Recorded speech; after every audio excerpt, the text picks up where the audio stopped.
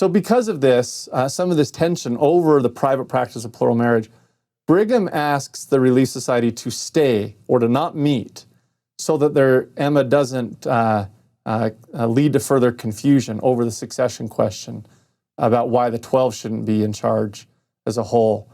So during this about 10-year period of time, as then the church finished the temple in Nauvoo and came westward, the Relief Society did not meet, did not function.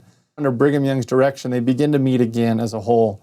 And begin in 1866-67, Brigham Young then calls on Relief Societies to be reorganized out in the Utah Territory for every ward as a whole. I want you to see it, that it's not that Brigham Young doesn't support the Relief Society. It's that Brigham Young didn't want Emma to lead to confusion over the succession question. Seems to be the more driving factor. To show this, when the Relief Society was reorganized here in Utah, Brigham says, "Now, bishops, you have smart women for wives. Let them organize female relief societies in the various wards. We have many talented women among us, and we wish their help in this matter. Some may think this is a trifling thing, but it is not. And you will find that the sisters will be the mainspring of the movement. Give them the benefit of your wisdom and experience. Give them your influence. Guide and direct them wisely and well. And they will find rooms for the poor and obtain the means for supporting them 10 times quicker than even bishops could." Eliza R. Snow becomes the next, what we would call today, General Relief Society president over the church, and helps oversee this reorganization of the Relief Society in the Utah Territory. And she says, quote, "If any of the daughters and mothers in Israel are feeling in the least circumscribed or limited in their present spheres, they will now find ample scope through the Relief Society for every power and capacity for doing good with which they are most liberally endowed," end of quote. And today the Relief Society has continued. It's one of the great organizations in the world and in the church. It's perhaps, by the way, the largest women's organization. There are over 7 million women who belong to the Relief Society, spread throughout 170 countries across the world. As I mentioned today, any woman who's a member of the church 18 and older is automatically advanced and becomes a member of the Relief Society. The church's general handbook of instructions today summarizes the Relief Society as, quote, "helping God's children prepare to return to his presence.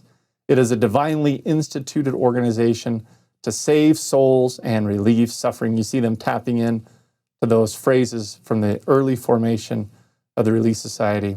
As I conclude, if you want to study more about the Relief Society, I would highly recommend these 2 books from the church. One is called Daughters in My Kingdom, that was published, the history and work of the Relief Society. Another great scholarly source as a whole is called The First 50 Years of Relief Society, Key Documents in Latter-day Saint Women's History, published by the Church Historians Press. I've read both of these books and devoured them, and they're great, great resources to better understand the essential work of the women. I want to conclude by saying that when Joseph organized the Relief Society, he said, "This is the beginning of better days for women." And remember, Joseph Smith said, "This church is not properly organized until the women are organized and empowered through the Relief Society."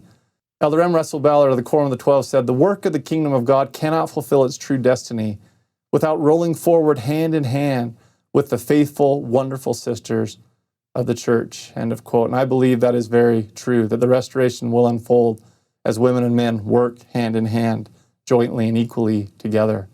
Eliza R. Snow said this, quote, "It is no ordinary thing to meet in an organization of this nature. The organization, Relief Society, belongs to the organization of the Church of Christ in all dispensation when it is in its perfection. And I believe that this church will continue in its perfection and trying to work toward its perfection, its ideals and lofty goals, as the work of Relief Society is implemented, understood, embraced, and ratified in the ongoing restoration. God bless you and God bless me in that work together.